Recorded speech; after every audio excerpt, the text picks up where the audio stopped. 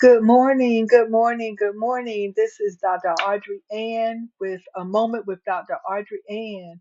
It is a beautiful day here at Emerald City Radio. And just in case you don't know, this is WCZZ 102.7 and 1090 AM.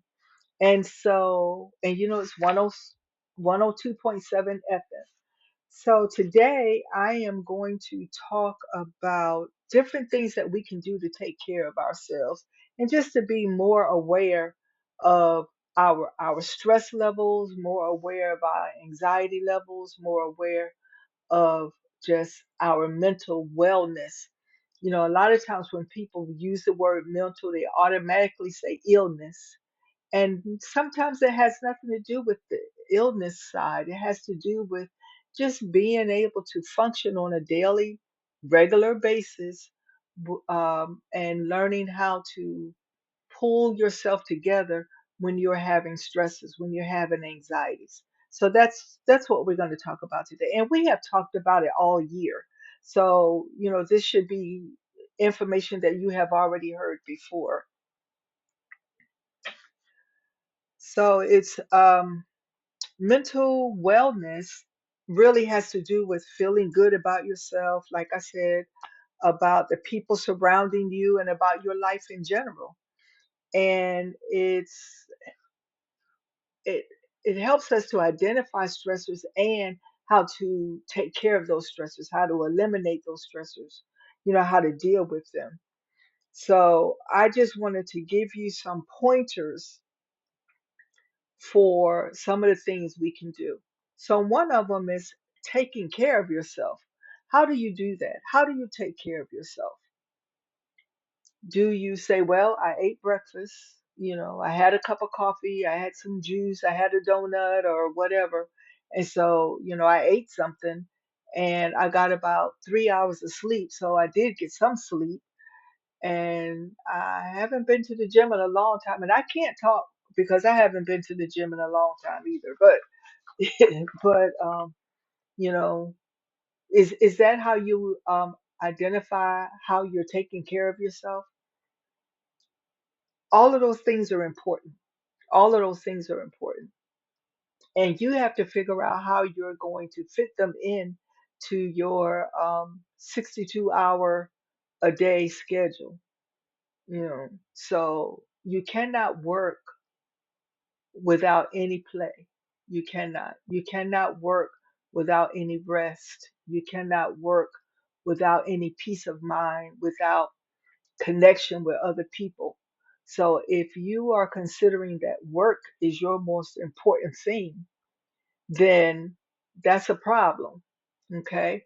Because what you need to do is to figure out how to incorporate everything in your life. And I do a workshop which I do either privately with one or two people or with a group that's called Balance Your Life. And that's what we talk about, how to make sure everything gets done and everything is balanced. So taking care of yourself is very important. And and like I said, it means what? What are the things I mentioned earlier? Eating well, exercising, drinking plenty of water, getting enough sleep. 3 hours is not enough sleep. Also, it means taking care of yourself emotionally as well as physically. And what does that mean? It means helping to eliminate stressors. It means helping to identify your fears and to take care of them. It means gaining a better spiritual connection within yourself so that you have a place to go when you need to be rejuvenated. That's what it means. So try less being critical of yourself and be more productive, be more, show yourself more respect. Okay. Enjoy the quiet. How many of you enjoy a quiet moment? I do. I love quiet moments, probably more than most people. And I might be doing something, but I'm still quiet. I'm not in the hustle and bustle of whatever's going on outside of my space. If everybody is entitled to 15 minutes in the morning and 15 minutes in the afternoon of a break at work, everybody plus your lunch break. So if you're feeling a little overwhelmed, use your 15 minutes. If there is no place quiet you can go, if there is no lunchroom or there is no lounge that you can go to, take a walk. Winter or summer, it doesn't matter. Go outside, walk around the building.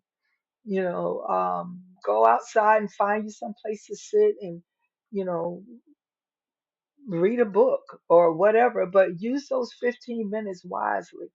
A lot of people use them because they smoke or whatever, and that gives them a minute to go out and catch a smoke. But it's better to use that 15 minutes to reconnect yourself, uh, to just have a moment so that you can be quiet and so that you can rejuvenate and then go back in. And I know people that are introverts are always looking for a moment that they can rejuvenate because the quiet is really the noise is really nerve wracking.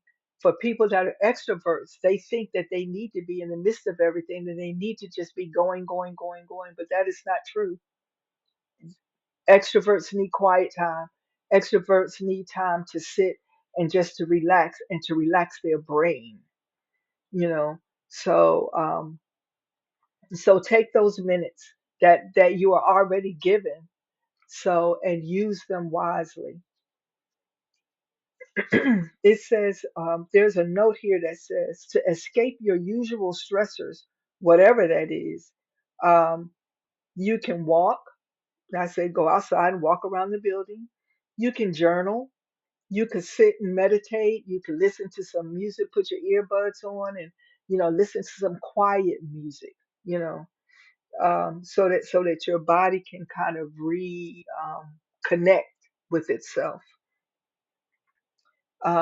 It'll only take a few minutes of your time and can greatly improve your state of mind. So, you know, don't feel like you're wasting your time because you are not. Try something new. When was the last time you tried something new?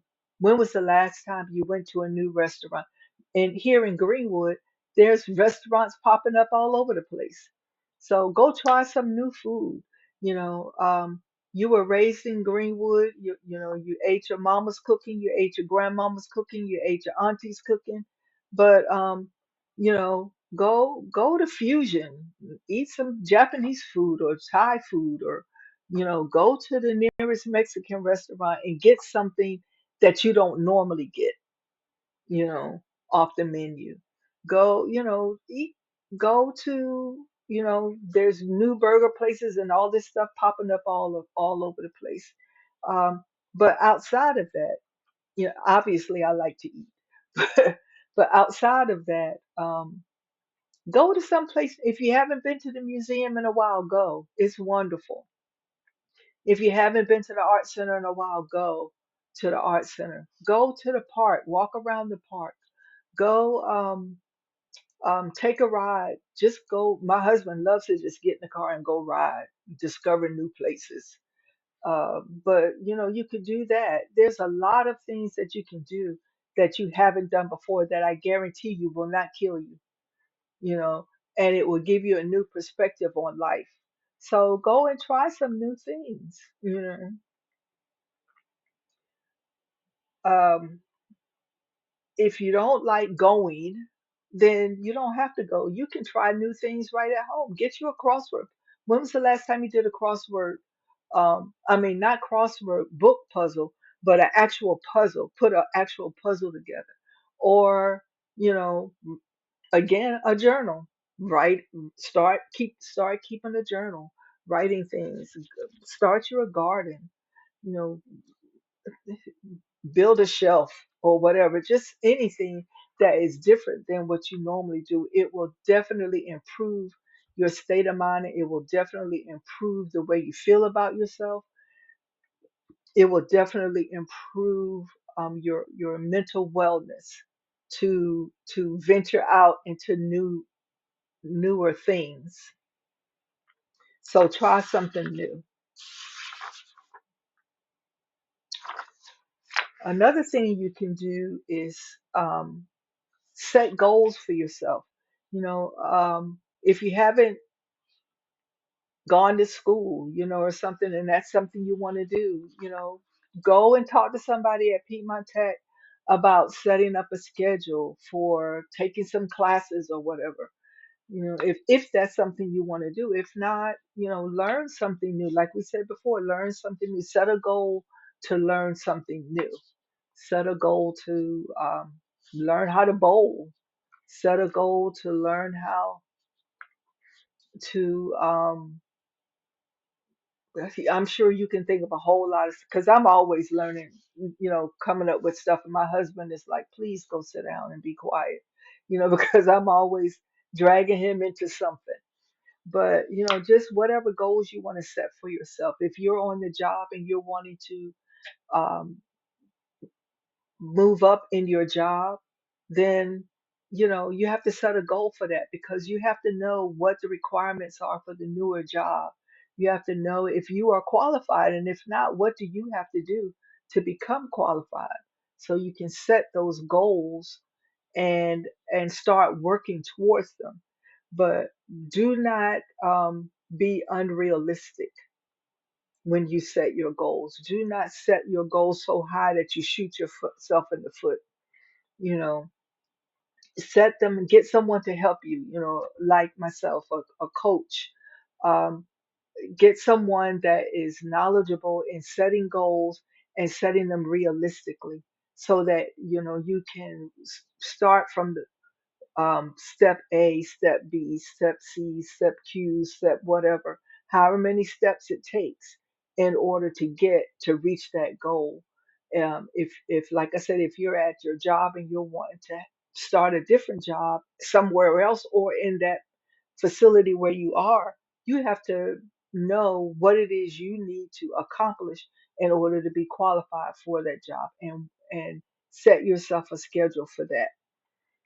So you can have academic goals, you can have professional goals, you can have personal goals, you know uh that you want to improve on for yourself.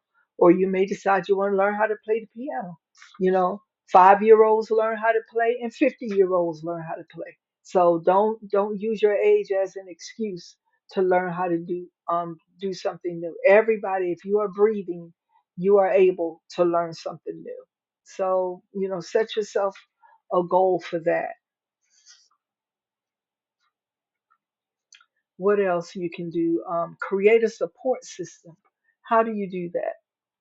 You already have your mama, your daddy, your cousins, your aunts and uncles, and neighbor or whatever. So you have those people around you. You have your doctors and your dentists and your nurses and everything. You have all those people that are a part of your support system, your church family, whatever. But maybe you might need different people in your support system, or a whole separate support system from that one. You have your nuclear family, that nucleus there for you. But maybe you might need, go back to the setting goals. And so you may need a whole new support system of people that are able to help you to move forward in whatever your new goal setting is. So you may need to have someone that can help you to create a program for yourself, so that you can write down what your goals are, and write down what the steps are to reach that goal. You may need a counselor at the school, or someone in your job that can mentor you. So you can add a mentor to your support system or something. If you're wanting to do personal goals, you want to start a garden but you have no clue, then get your neighbor friend that's a gardener to help you. Make that person a part of your support system. So you don't just have to have one or two people. You want to have a nucleus of people that know what to do if, you know, and they are that for you and you are that for them. And normally that's like family, sisters, brothers, cousins, like for me, my parents are gone. So my sisters and brothers and my cousins, we rely on each other to make sure we're all good. So that could be something you could work on, have a good support system. And also, when looking at that, have a good spiritual support system. Have somebody that you study with. Have somebody that you can have conversations about your spirituality, whether it's the Bible or the Quran or whatever it is that you use. um, for me, I'm a Christian life coach, and I use the Bible in my when I'm working with my clients. I use the Bible, I use the scriptures because they are important, and they help you to refocus, and they help you to learn how to focus on going into the right things that you need to do. It, I'm not telling you whether you should or should not have a religion. That's not what I'm talking about. I'm just saying you want to have things in place that will help you to move forward and help you to keep your mind clear. Okay, that's what I'm saying. So, and since we're talking about faith and spirituality, the the next thing that you would really want to do is to have, like I said, those scriptures and things that are important that will help you to be able to connect. So, as a Christian life coach, as I said earlier, as a Christian life coach, I use scriptures with my clients because there is always, always, always, there are 66 stories in that book. And within those 66 stories, there's going to be something, whether you are a Christian or not, there's something that is going to help you to connect with wherever it is you're trying to go. So whether you read it as the Bible, reading it as something that can help you to become closer to God, perfect. Or whether you're reading it as a regular book with information in it as a self-help book or whatever, either way, you should read it. Because there is information in there that can help you when it comes to your mental health. There is information in there that can help you with your emotional wellness and with setting goals for yourself and with learning how to take care of yourself and allowing other people to take care of you as well. So here are some scriptures that help during times of stress and anxiety, because we've been talking about how to help alleviate stress and how to help alleviate anxiety. So here are some scriptures that can help you. Philippians 4:6. Do not be anxious about anything. John 14:27. Peace is what I leave you. Isaiah 41:10. Fear not, for I am with you. Psalms 49, Psalms 94:19. When anxiety is great on you, when you're having a lot of anxiety. Psalms 34:4 says, I prayed to the Lord and he answered me. 2 Corinthians 12:10. When you've done everything you can do. 2 Timothy 1:7. For God has not given you the spirit of fear. So if you're wanting to write these down, I'm going to repeat them. Philippians 4:6, John 14:27, Isaiah 41:10, Psalms 94:19, Psalms 34:4, 2 Corinthians 12:10, and 2 Timothy 1:7. So I hope that these will help you. You read them, And there are many more. There are many more. So as you look, you can find more scriptures. Um, one of my favorite scriptures is Psalms 23. My favorite hymn is Pass Me Not, O Gentle Savior. Hear my humble cry. While on others thou art calling, do not pass me by. So when I am having anxiety, my kids or my husband will hear me humming that song, you know, um, and uh, Psalms 23, especially the part that says, lead me not into temptation. No, I'm sorry, that's the Lord's Prayer, but that's a good one also. But it says, um, my brain just went dead. I'm sorry. It starts out, the Lord is my shepherd, I shall not want. He leadeth me in the path of righteousness for his name's sake. That's the part I like. Yea, though I walk through the valley of the shadow of death, I will fear no evil, for God is with me.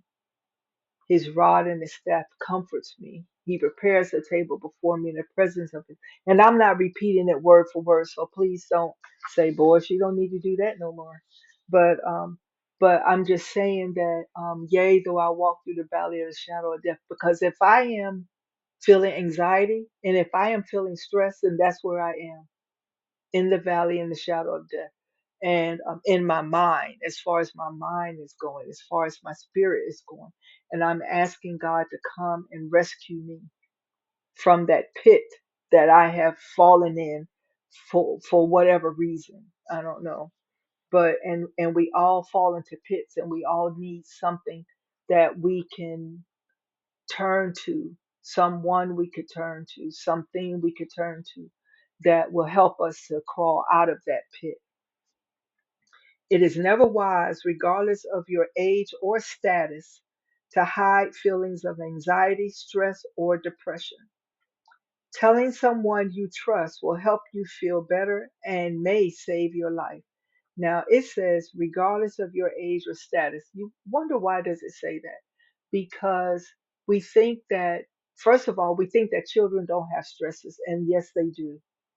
Children get stressed and have anxiety, especially now with the internet and cyberbullying. They have to deal with personal, human bullies, and then at school, and then they have to turn around and deal with it on the internet as well. That causes a lot of stress and a lot of anxiety. And I really believe that parents should use their parental rights and put parental controls on their children's phones and on their children's laptops and things, because to help their children to be safe, to help, and a parent should have the passwords to their children's electronic devices.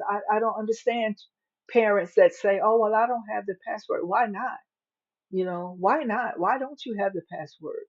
Because if your child is underage, if your child is under the age of 18, and it could be 20, but at least under the age of 18, you should have the passwords to all of their electronic devices, because that way you can help your child monitor themselves.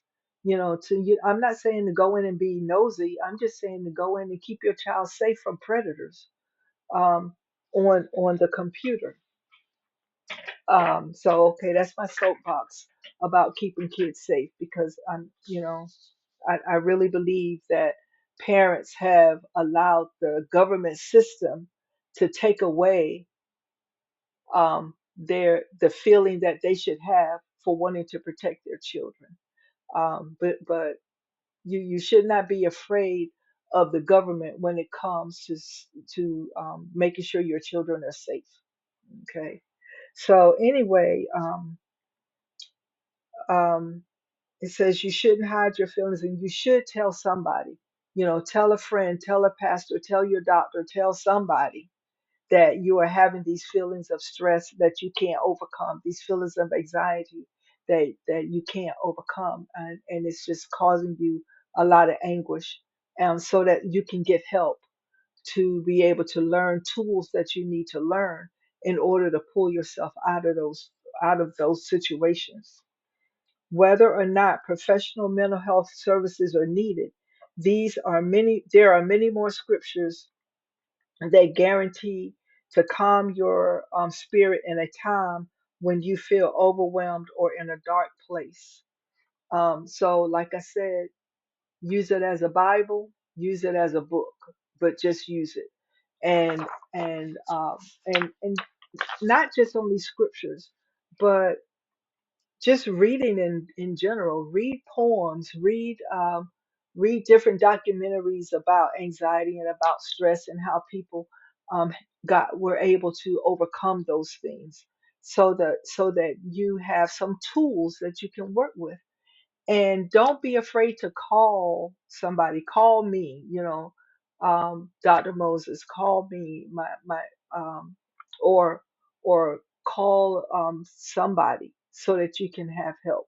Okay, you can reach me through my website, Transition Life Coach for You. It's the number four letter U, and it's .com. You can reach me through there. I have a comment spot. You can just leave a comment and contact me, or you can send me an email, Audrey, NeverSayCain't at yahoo.com, and it's NeverSayCaint at yahoo.com. You can reach me through the radio station. Um, my phone number is 864-337-1888. You can give me a call, and so that we can set up a time to chat if you feel that that would be beneficial for you. So again, it was a pleasure. I really appreciate you all hanging out with me for a few seconds. My name is Dr. AudreyAnn Moses, and this is Emerald City Radio, 102.7 FM and 1090 AM. And just in case you missed it, my website is Transition Life Coach for You is the number four, the letter U.com. I look forward to hearing from you. Take care and have a blessed day.